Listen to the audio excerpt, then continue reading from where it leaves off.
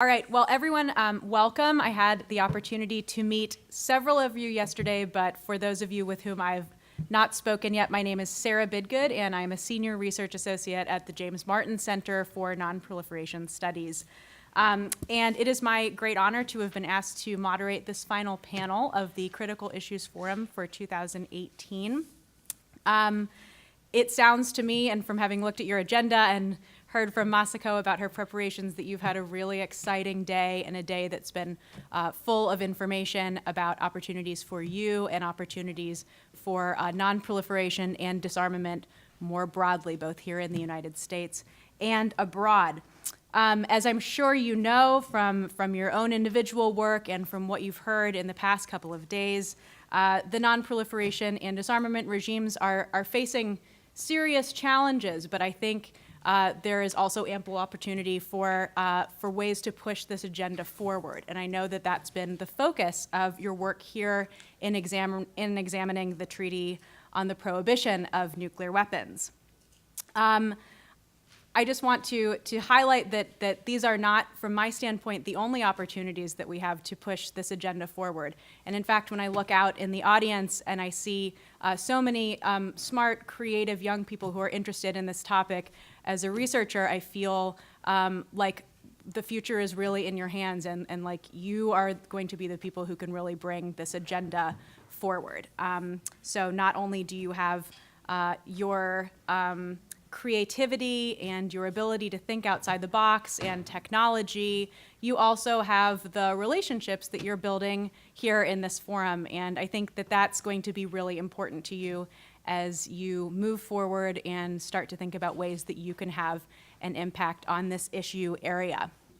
So I know that we're running a little bit behind schedule, so I'm not going to delay us any further, but it is my great pleasure to have the opportunity to introduce our panelists here. I have my agenda from Masako, so I'm just going to begin by asking Kaki to speak first, and she'll be our first, and then we'll move right down the line here. So Kaki, please, the floor is yours. Okay. Hello? Oops. Okay, I'm just gonna, okay. So hi everyone, my name is Kaki, and I'm a junior at Rosemary Hall. So even though I go to a boarding school in the United States, I was actually born and raised in Japan. And on top of that, both my parents are actually Chinese. So it's been an extremely interesting experience to see the three very different worlds, meeting very different people, and getting to know really different perspectives throughout my life. In the context of nuclear disarmament, the difference of the view between the countries were especially evident. In Japan, the emphasis was often on the brutality of atomic bombs in Hiroshima and Nagasaki, while in the US, people seemed to accept atomic bombs as rather a legitimate means to end the war and maintain peace. My Chinese parents think that they should be eliminated, but were rather convinced that they did contribute to end World War II. But what sort of alarms me a little bit sometimes is that oftentimes people are so fixed on their own view of the world and tend to be unwilling to accept others' opinions. And I must admit, I wasn't an exception either. I clung to my own worldview as well. When I first came to the US, I totally rejected the view that the nuclear bombings in Hiroshima and Nagasaki were in any way legitimate. I had heard too many stories from the hibakusha, or the survivors, and I had been taught to take pride in Japan's 3 non-nuclear principles. But as I took classes at my high school in world history, US history, and in international relations, and discussed nuclear weapons in very different contexts, I began to see the reasons behind some of the claims that the US made, and started to understand where they came from and why people think certain ways. In the world we live today with such an abundance of information, we often just blindly accept what the media and the people around us tell us, consciously or subconsciously, because it's so easy. Accepting existing stereotypes and norms is so much easier and requires less work than critical thinking and questioning our beliefs. But this blind compliance becomes an obstacle that can prevent us from even trying to understand each other. I think that one of the things that is unique to us as high school students is our open-mindedness. We are still young, and we are the generation still in the process of formulating our worldview. Opportunities like this CIF conference is such an amazing place for us to exchange ideas, talk to people from different backgrounds in real life, and break the stereotypes that we might have about each other. I think one of our duties as the future generation is to not forget the importance of being open to ideas that might seem very different from what we believe in. As many of the presentations have mentioned earlier, one of the biggest issues in achieving an effective disarmament agreement is the wide gap between non-nuclear states and nuclear states. I believe that our generation must develop an attitude of being willing to listen and understand different or even opposing perspectives in order to lay a foundation to fruitful negotiation of nuclear disarmament in the future. Thank you.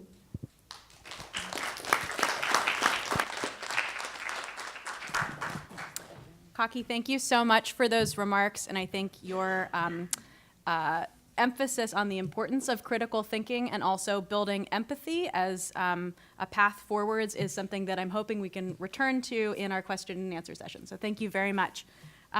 Juliana, you're next. Hi, my name is Juliana Heritage, and I'm a junior at Pacific Grove High School. In my small town of Pacific Grove, in my small school of less than 600 students, we attempted to stage a walkout to protest the lack of gun control written in our legislation.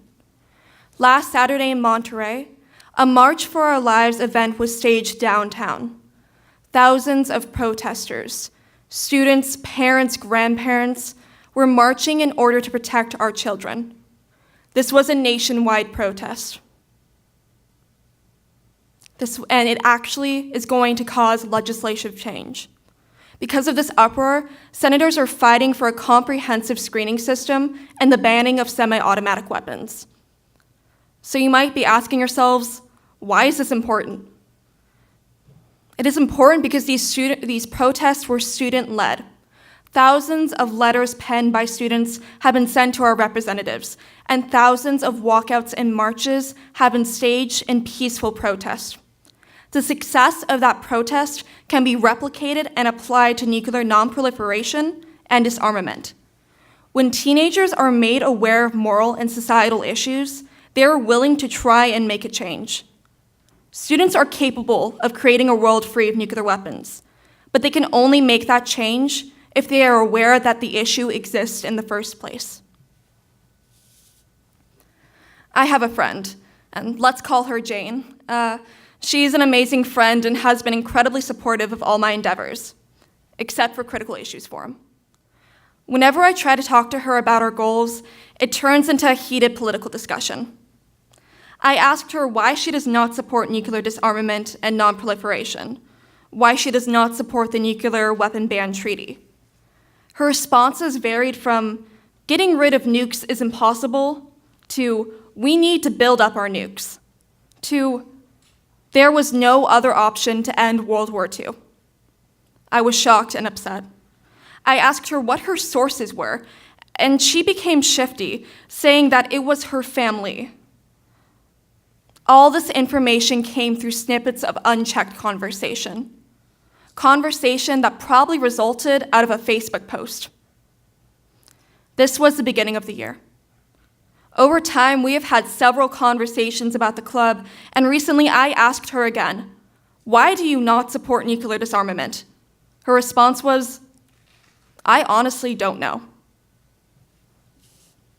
Jane is an example of why we need youth education. An emphasis on youth education, primarily educational programs revolving around nuclear weapons, is absolutely essential to the promotion of a nuclear weapon-free world. My group presented information on the NBT to students at our school.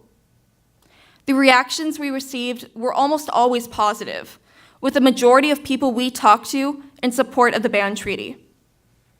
In fact, there was not a single person we talked to or interviewed who was for the modernization or buildup of nuclear weapons.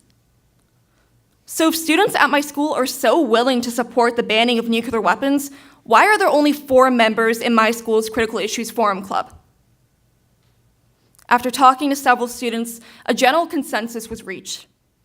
The nuclear threat is not immediate enough. The threat is not personal enough for us to care.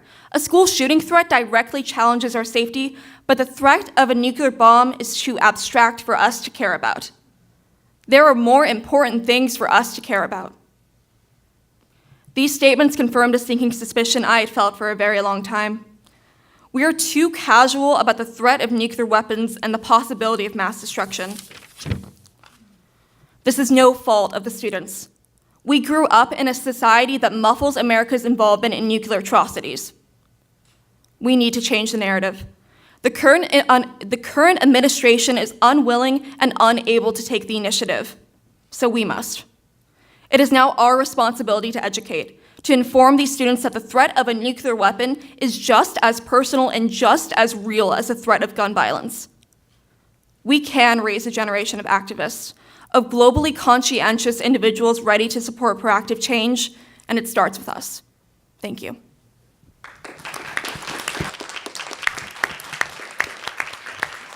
Juliana, thank you so much for that really powerful statement. And I think although your remarks are geared towards the younger generation, they apply equally to adults in the United States and elsewhere as well. So I want to thank you for really highlighting the importance of informed advocacy on this issue. Gulia, please, you're next. Greetings.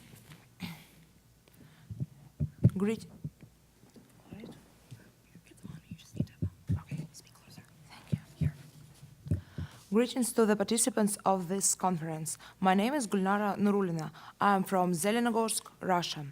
The Critical Issues Forum Conference 2018 is dedicated to the Treaty on the Prohibition of Nuclear Weapons. Unlike other treaties, the ban treaty was initiated and supported by the civil society and mainly the international campaign to abolish nuclear weapons. The ICANN was awarded the 2017 Nobel Peace Prize. In fact, this treaty should abolish nuclear weapons and finish their mere existence. Currently, there is an opinion that such a radical treaty is premature, but when will our society be ready for it? I have learned several lessons thanks to the CIF. Psychologists say that children who are spoken from a position of strength grow up angry and aggressive. And vice versa, children of parents who preferred dialogue to violence now are able to solve problems in a diplomatic way. That is why I believe that a person's worldview and attitude to nuclear weapons in particular is formed in his childhood. At this age, people do not have any stereotypes. As for me, I learned about nuclear weapons in the elementary school. To make this story more understandable, I should notice that Russian school is different from American and Japanese. The elementary, middle, and high school students study in the same buildings. So, when I was in the first grade, high school students came to our lesson and told us about the tragedy in Hiroshima and Nagasaki. They taught us to make paper cranes in memory of Sadako Sasaki. And now I am a high school student who can come to young children and tell them about nuclear weapons. It's a tradition of our school, which is called a School of Peace. My personal lesson is that when you get new skills, it benefits you personally. But when you share your knowledge with younger students, you shape the future of both the old and the young. You are not alone anymore, and we can achieve much more together. During the work at our project, we visited elementary school. Children who had already known about nuclear weapons were sure that nuclear weapons should be prohibited and abolished. When I was of their age, I naively believed that the situation with the nuclear weapons is simple and we can get rid of nuclear arsenal without much efforts. But the older I became, the more clearly I understood that the situation is much more complicated. Finally, it seemed that personally I can do nothing in the prohibition of nuclear weapons. I thought it was too far from me. Maybe because of lack of confidence, I had not been actively interested in non-proliferation regime before I started working at this project. Then I understood that even though I cannot change the world immediately, this conference is a quite achievable goal for me. Also, I created a video for Abolition 2000 and hope it will convince politicians to take seriously the problem of nuclear weapons. I believe it is more helpful to start doing something.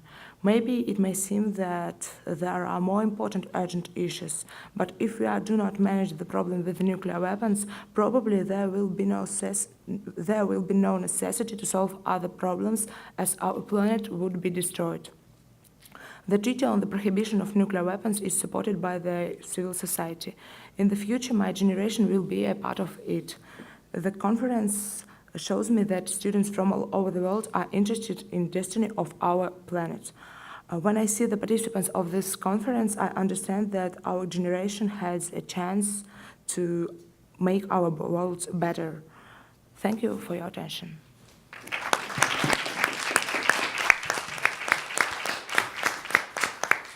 Gulia, thank you so much. And I think you highlighted something really important here, which is that there is an institutional memory about nuclear weapons, and that intergenerational communication, even among young people, is something that's really important to passing that along. So thank you so much. And our last speaker of our students today is going to be Ryotaro. So Ryotaro, the floor is yours. My name is Ryotaro Homa, and I'm from Kaisei High School. I would like to start with a quote. Human destiny will be what we make of it. Let us bridge our divisions, build upon our hopes, accept our responsibility to leave this world more prosperous and more peaceful than we ever found it. Together we can do it. This is a part of Obama's speech on nuclear weapons.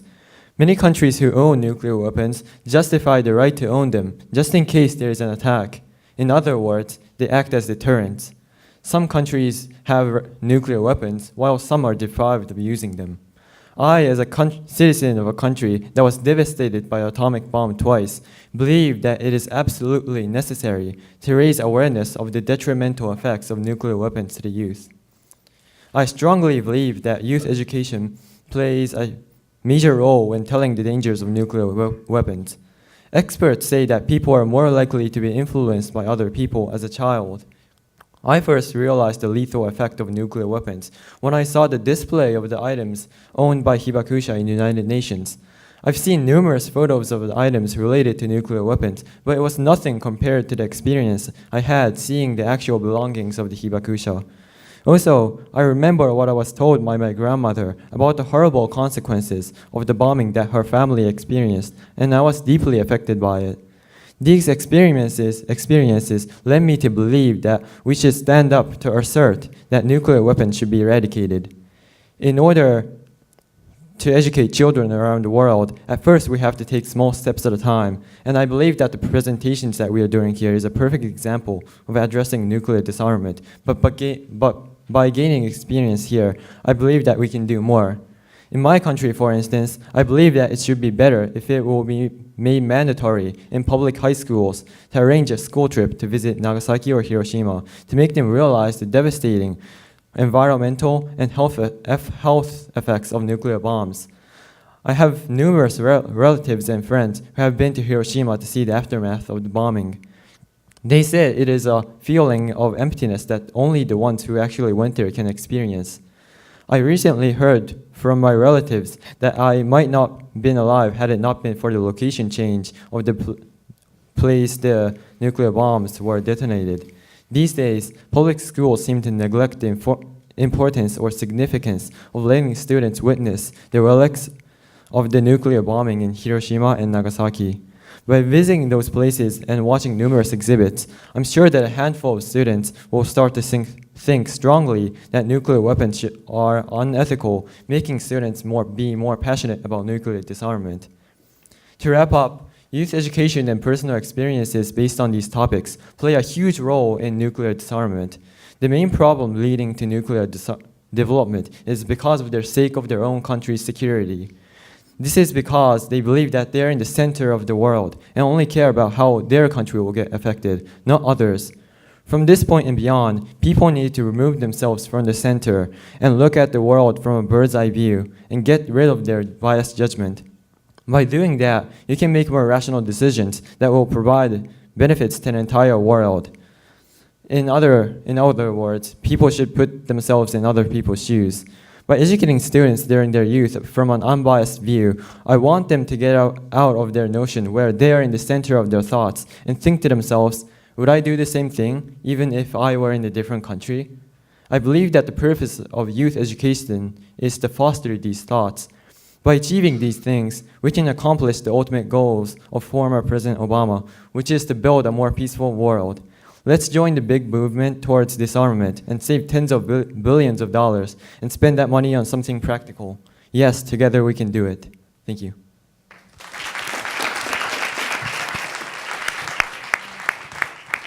Thank you so much, Ryotaro, and thank you for highlighting the importance of personal connections and personal interactions with history in advancing the disarmament dialogue. I think that's a really key point. So I'm feeling so inspired after hearing all of these students present, and I'm looking forward to hearing from my neighbor to my left here, Susan. So Susan, the floor is yours. Thanks. Well, unlike everyone else, I didn't come with a prepared statement. So perhaps I will riff off some of the things that you have. I don't know if you all know the word riff, but it means improvise off of some of the things that you all have said. The first one is Ryotaro's comment about mandatory visits to Hiroshima or Nagasaki. I would love to add that that should be mandatory for all United States and young people across the world, whenever possible. Yes. But it relates to my own experience. I lived in Japan as a high school student for 13 months, went to a Japanese girls' high school. I was an exchange student. My Japanese host family lived in Yokohama, and my high school was in Kamakura, and a girls' high school. And as part of my year there, I was a junior, but the senior class invited me to go on the senior class field trip, which is typical of Japanese high schools. It was a week-long field trip to Kyushu, Japan's southernmost main island, and we went to Nagasaki. And there I was, 16 years old, with 350 Japanese girls, and I was standing arm in arm with them as we did at that time, oh so long ago, and looked into the glass cases of photographs and artifacts from the bombing. And I had not yet learned about the atomic bombings. I mean, I had heard the names of Hiroshima and Nagasaki just because they're part of our cultural memory, but I didn't really know anything about it. And I knew about Pearl Harbor. That's the limit of what I knew. And I had moved around a lot as a kid. We moved from one city to the next, so I kept missing American history, the way the school system, different school systems were. So I hadn't learned this yet. Not that I would have learned much anyway, I think. And it changed me forever. That moment made an impact on me. Sounds like it did with you as well. So I really related and connected to your story. And I'm so inspired by all of you as young people hearing, and everyone who has presented, and I'm sure I will be tomorrow for the rest of you who will be presenting tomorrow, to try to understand the complexities of these issues. They are so darn complex. And almost every, how do you say your name again? Let's see. Me? No, Juliana, is it Juliana? No. No, first one, you. Oh, Juliana. Juliana, sorry. I can't see the name signs from here. Juliana, your friend who was telling you the reasons or the lack of reasons that she had to oppose nuclear nonproliferation, and sorry, I lost my train of thought. Do you remember what I said right before that? Nuclear nonproliferation? No, I mean right before that, right before I called. Lack of reasons?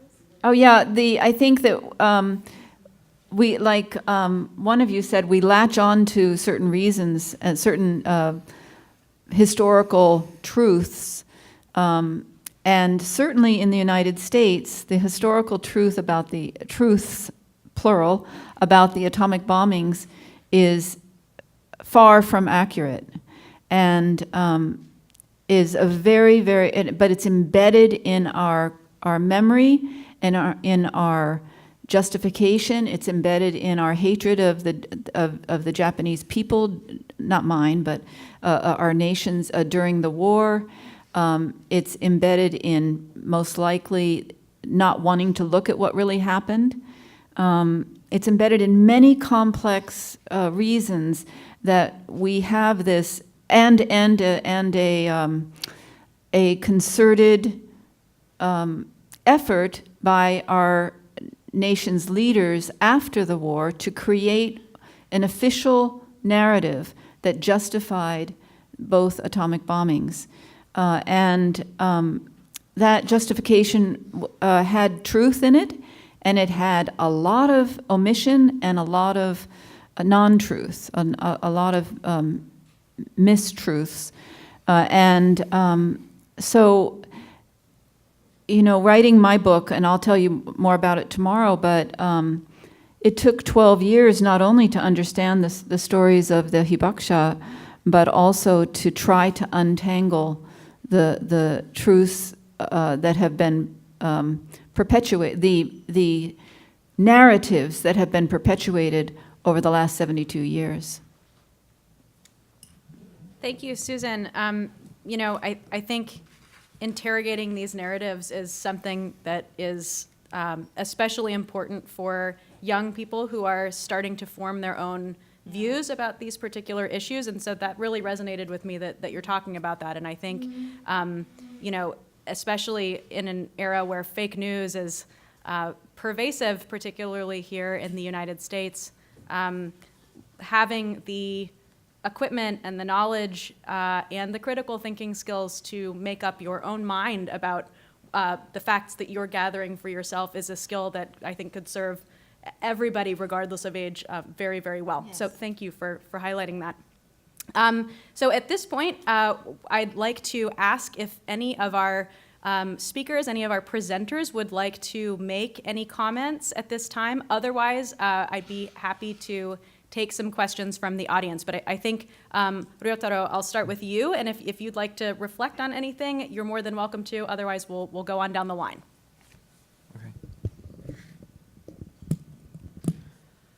Adding on to what Susan Souther said, I also believe that biased judgment is really harming other people.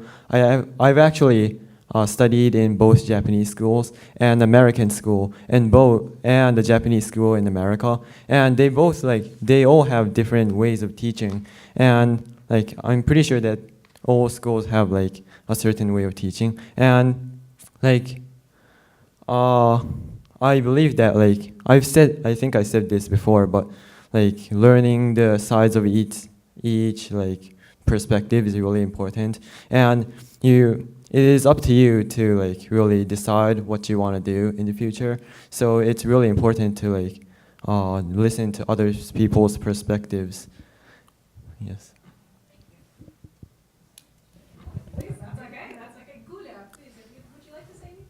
I would like to say that one of the most important thing for us is people-to-people contact, and maybe it's the most important thing because there are a lot of opinions, a lot of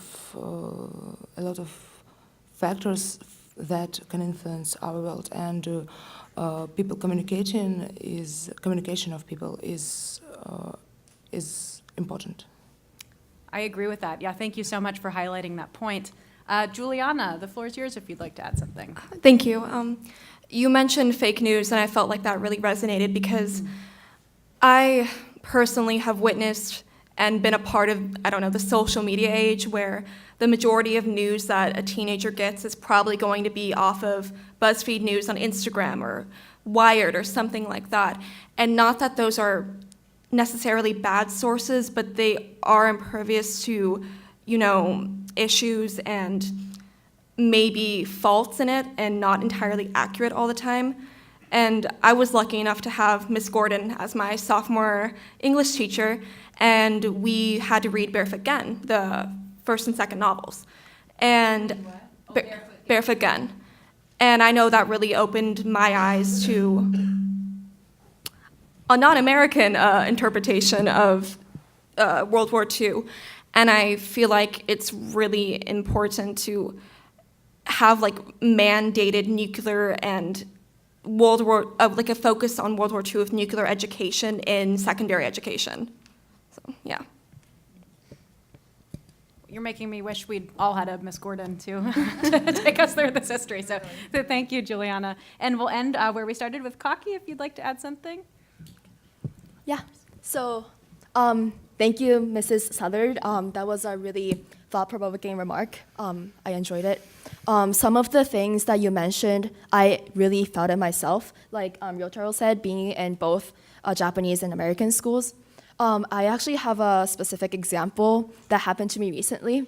So, in my Japanese middle school education, when we were talking about Pearl Harbor, we were actually taught that the Japanese military was supposed to inform the American military to declare war before the attack. So I grew up knowing that and believing that.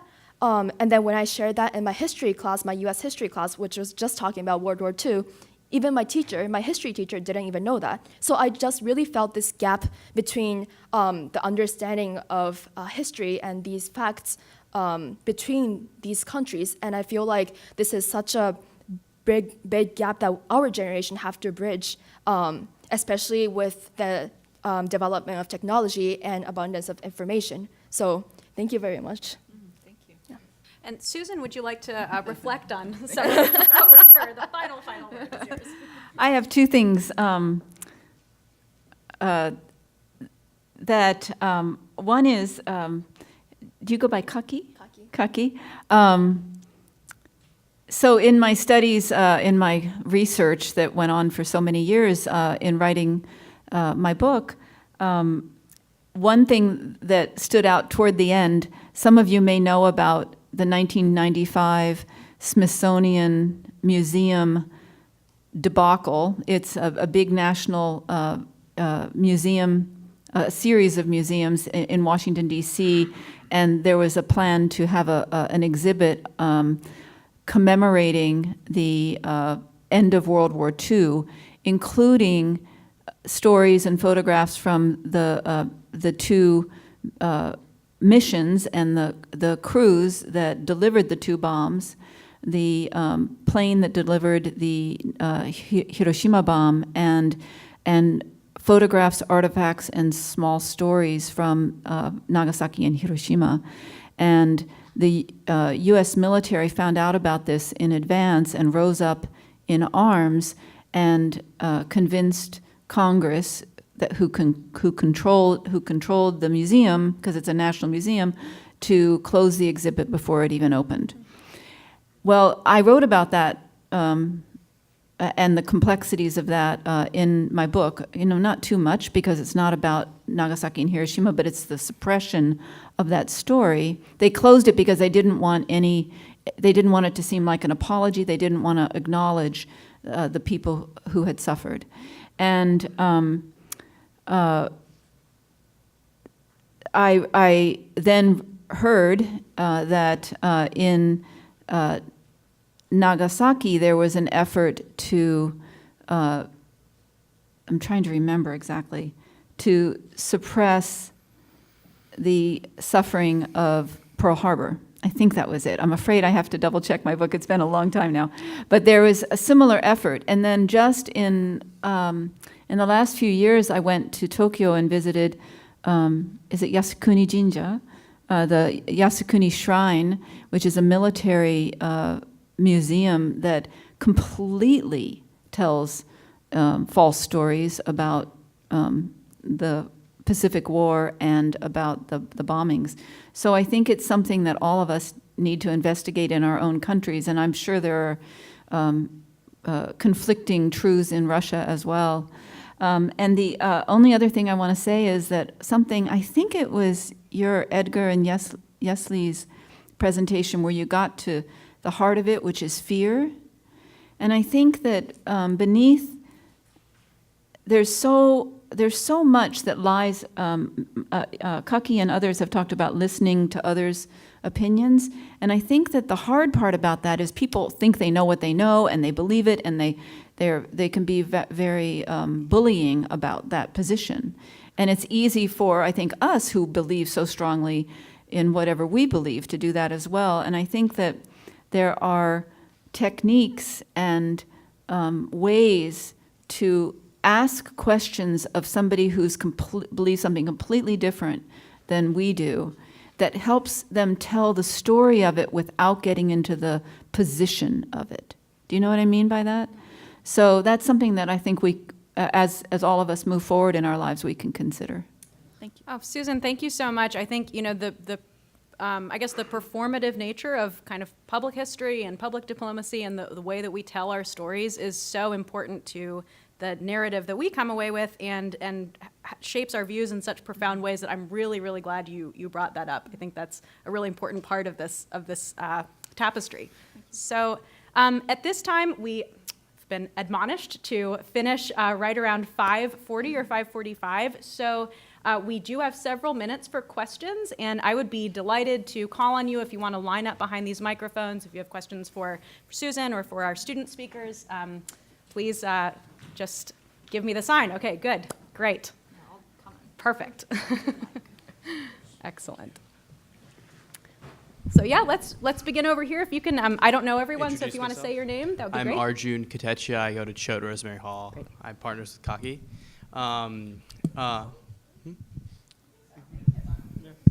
Yeah, it's on.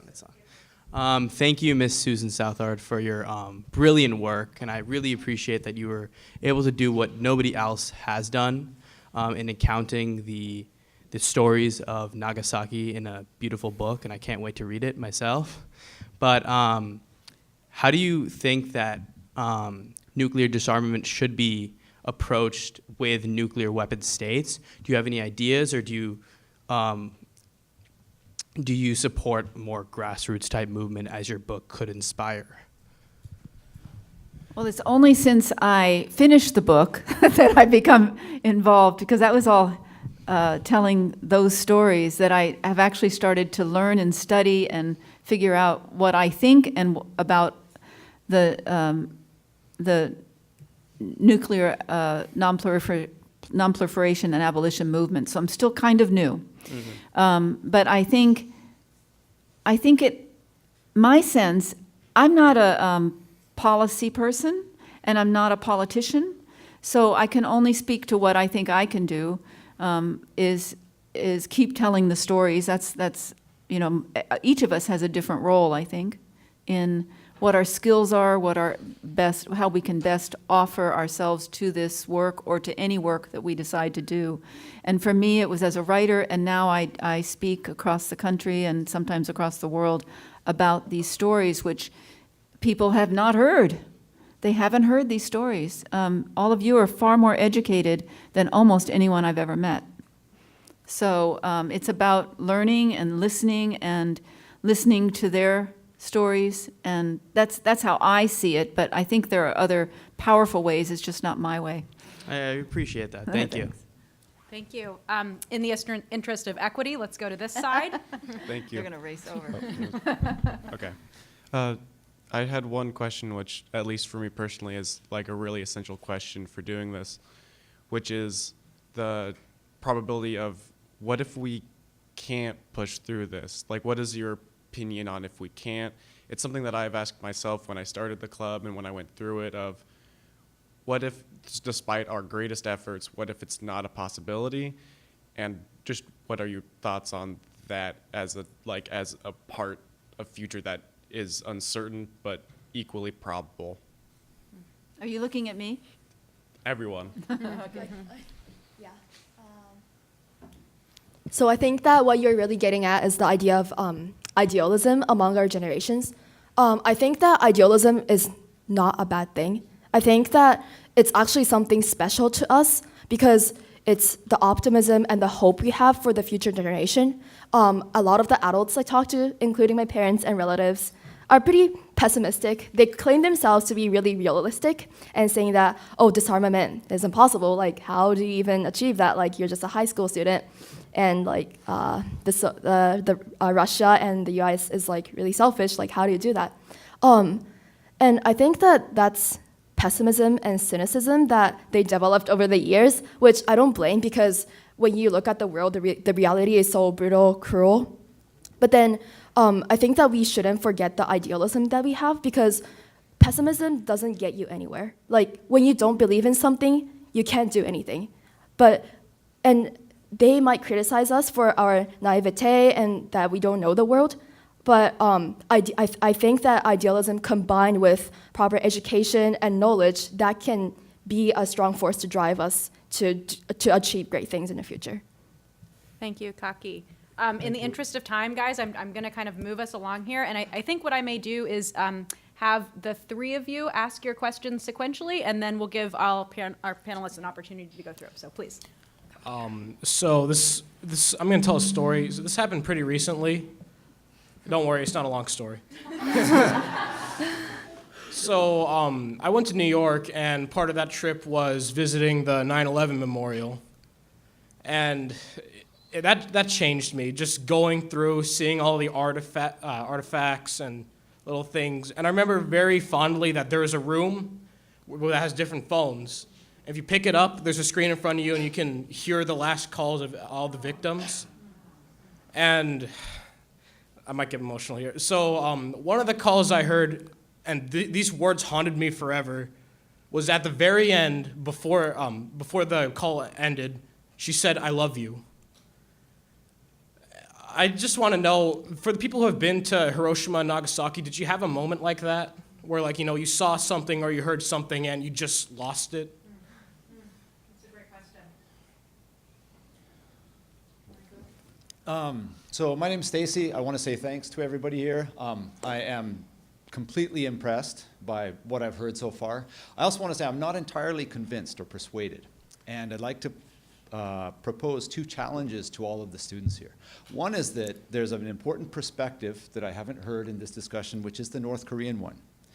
And I want to ask, why is that not something that you could go and try to find? Not the North Korean perspective, but a North Korean perspective. Not in North Korea, because as Americans, at least, we cannot go there anymore. But maybe the Russians, or if you're in South Korea, or if you're in Japan, we have a lot of opportunities for that. And the second one is, as somebody who works as a mediator, I would challenge you to look not only at the weapon. I'm in absolute agreement with you about the weapon, but what's under the weapon? What drives our desire to point these weapons at each other? And that is also an important question to ask, because just speaking from experience, I don't know that you can persuade people to put down their guns that they're pointing at each other if you have not addressed why they're upset with each other, why they're suspicious of each other, why they think this and that about each other, whatever it may be. But doing those things in person is very important. I want to stress that, just because of my own experience, how much meeting Russian young people in Russia for the first time, or Iraqis in Iraq, or North Koreans in North Korea for the first time, completely changed 180 degrees what I thought about those people and what they think, and are they dangerous or not, and so on. So I just want to pose those couple of challenges to you guys, and say congratulations and thank you very much. Thank you so much. And our last question of the day. It's pretty common to say that history is written by the victors. So do you believe, aside from nationalism, if there are any other motivations that countries would have to negate or tamper with stories told to future generations when it comes to whether being the atomic bomb or any type of other means of brutal warfare that was carved into history? That's a great and very thought-provoking note to contemplate here. So, guys, we are short on time, but if you guys would like to respond to any of the questions that especially resonated with you, I think, Juliana, I can see you're poised to turn your mic on, so why don't you kick us off? I would like to respond to the first part of the second question, I think proposed by Stacy.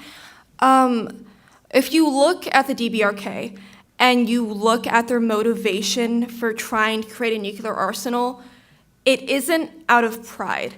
It's out of fear, as another group has previously stated. I'm in AP US history, and I'm just learning about the Vietnam War. And in that case, North Vietnam was trying to become communist and America was not having it. America was becoming militarily involved. And that can be said of the Koreas as well. I am lucky to live in America with the privileges I have, but the United States is a warmonger. And we provoked Korea first. We attacked Korea. We made Korea afraid. We honestly didn't leave DBRK a chance.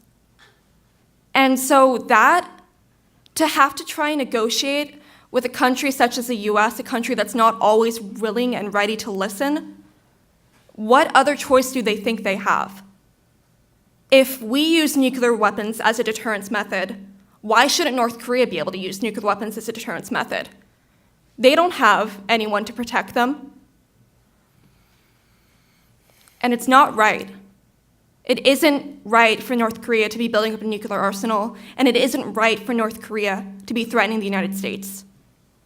But it wasn't right for the United States to try and change their political agenda, and it wasn't right for the United States to try and threaten them. So that is what, as an outsider, the DBRK is trying to get at. Thank you, Juliana. Gulia, would you like to? No, you're good, okay. Ryotaro, anything from you? Yes, like the U.S., the U.S. has been reacting to the North Korean missiles, and like they have been posing threats to the North Korea, and I personally think that it's a not good idea. Like, I have like a related topic, and when bullies like bully other people, if the person they bully like don't do anything, I'm pretty sure the bully like doesn't think it's really fun to like tease that person and stop to tease that person. And I think that really is connected with the nuclear bomb missile testing that the North Korea has been administering. And I don't think the U.S. should like pose threats or pose like a lot of threats to North Korea. And I think that like I personally believe that will stop like North Korea from doing its missile testings. Thank you. Kaki, would you want to add anything? So I actually wanted to respond to the remarks about North Korea. I thought that was a very valid point that very few of our presentations touch upon North Korea. And I'm actually personally really intrigued by the country since young. It was my father actually has been to North Korea once for business, I think. And I think that the lack of understanding or like reference to North Korea isn't really because we don't care. It's more like we don't know. When we don't know about something and when we reference it, I think that it creates a stereotype that's really dangerous, which is what the American medias are doing right now.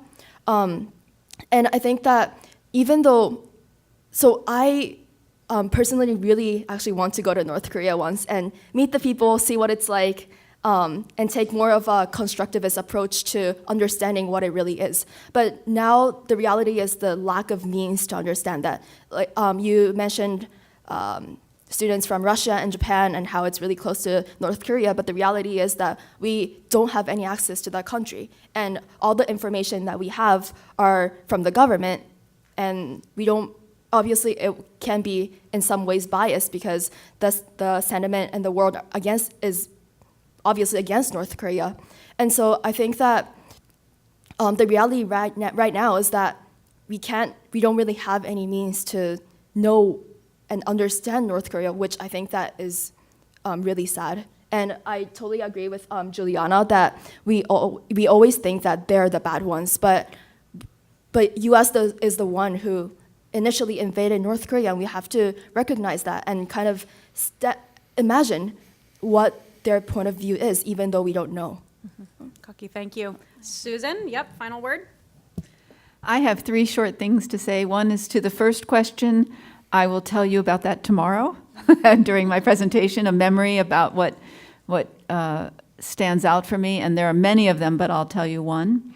And The second thing is of the third questioner about what motivation might we have to ever change the narratives that we pass on to future generations.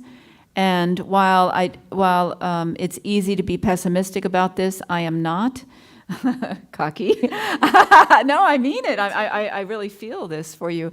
And that I think the motivations are integrity, morality, and accountability for our actions and the impact of our actions on others.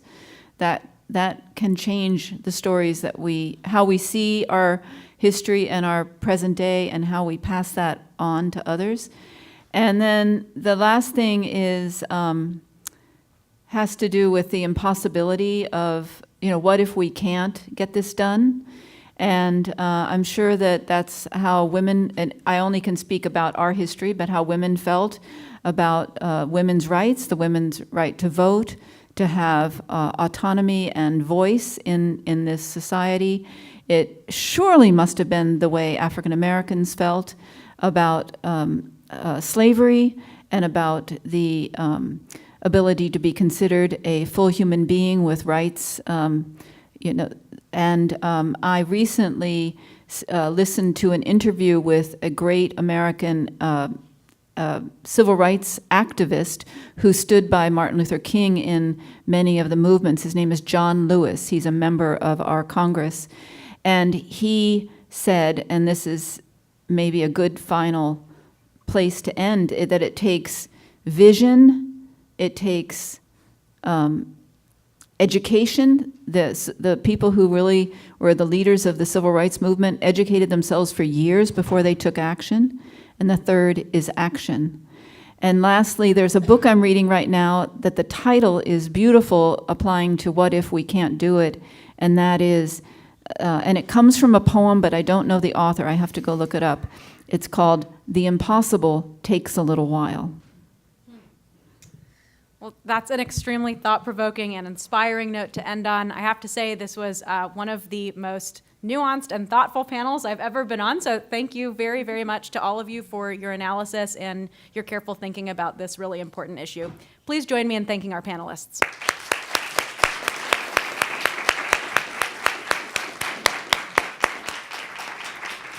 Thank you for being a great moderator. It was very easy.